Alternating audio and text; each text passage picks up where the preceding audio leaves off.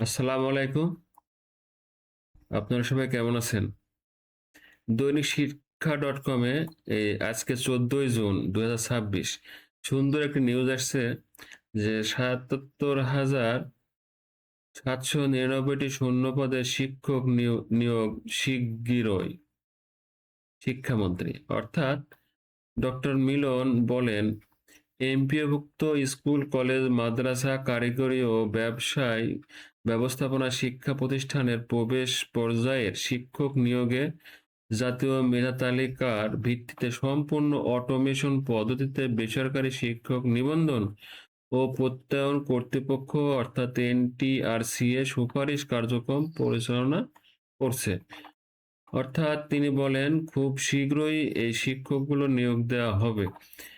তিনি আরো বলেন যে ২০২৫ সালে ১৯শে আগস্ট ৪১,৬২৭ জন এবং ২০২৬ খ্রিস্টাব্দের ২৮শে জানুয়ারি ১১,৭১৩ জন সহ মোট ৫৩,৩৪০ জন শিক্ষককে দেশের বিভিন্ন এমপিওভুক্ত শিক্ষা প্রতিষ্ঠানে নিয়োগের জন্য সুপারিশ করা হয়েছে।